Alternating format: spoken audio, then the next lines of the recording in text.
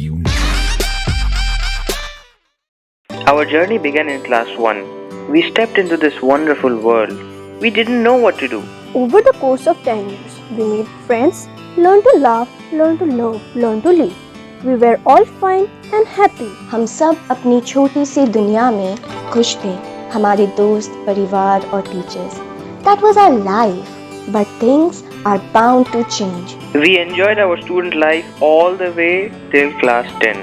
पता है मुझे बोर्ड्स का साल था, बट उस प्रेशर के बीच में भी हम सबसे ज्यादा मजे करते थे. उसके बाद हमें 3 कैटेगरीज में डिवाइड कर दिया. जाने अनजाने में हम सब अलग हो गए. मैंने साइंस लिया. मैंने ह्यूमैनिटीज ली. और मैंने कॉमर्स लिया. सीट बेल्ट पहन लीजिए क्योंकि पिक्चर अभी बाकी है मेरे दोस्त. पिक्चर अभी बाकी है.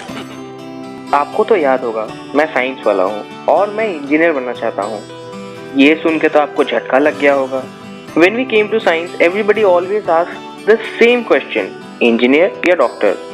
चलो ये स्टीरियोटाइप तो हम साइंस वाले तब भी झेल लेते हैं. साइंस लेते ही एक बात तो पक्का हो गया कि हम स्कूल के टॉपर्स थे.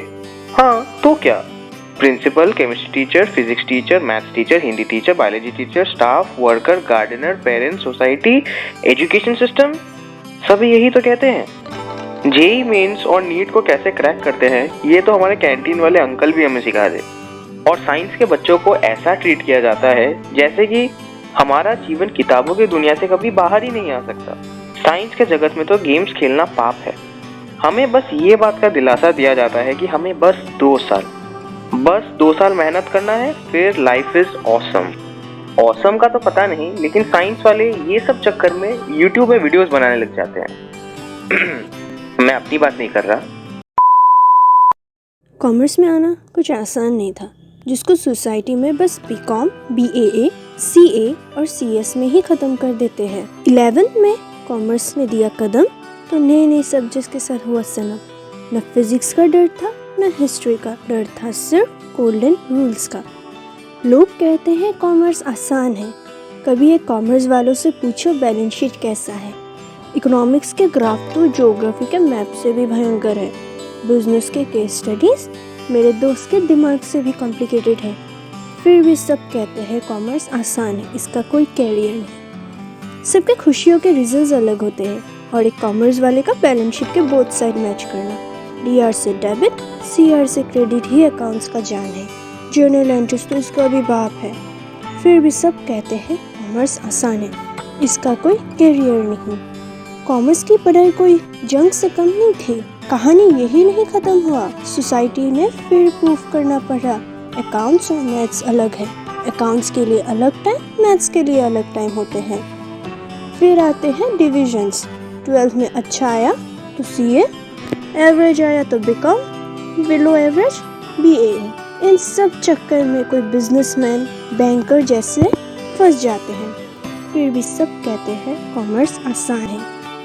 Being a humanities student in a country that appreciates commerce and science students more is a tough deal. India is a place with preconceived notions regarding everything, and when it comes to discriminate against art students, there are a lot of takers. If you are from a humanities background, you will face no end of silly questions. Like, this subject has no scope in India. Your parents will say, बेटा humanities लेके तुम future में क्या करोगे? Teacher बनोगे? There is nothing to study in humanities. Geography, history, political science. बेटा तुम biology पढ़ो, chemistry पढ़ो, physics पढ़ो, maths लो अपने life में, practical बनो.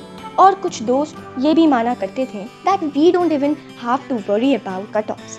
They think that 62% भी अगर हमारे आ गए तो हमें कहीं भी एडमिशन मिल जाएगी. According to their mindset, arts is very easy, but it is not. मेरे दोस्त मुझसे ये भी क्वेश्चन किया करते थे, What you have practicals too? What do you do there? हम practicals में क्या करते हैं? आप क्या करते हैं? उसके बाद आपको रिलेटिव्स के प्यारे प्यारे ताने भी सुनने को मिलते हैं. बेटा you took arts so that you don't need to study much, didn't you? उसके बाद हमारे पेरेंट्स आते हैं जिनकी माइंडसेट, जिनकी मेंटालिटी के हिसाब से अगर आपकी 10th की रिजल्ट्स 80% से ज़्यादा है और अगर आप ह्यूमैनिटीज़ स्ट्रीम लेना चाहते हो तो आप कहीं ना कहीं अपने परिवार की इज्जत डुबो दोगे।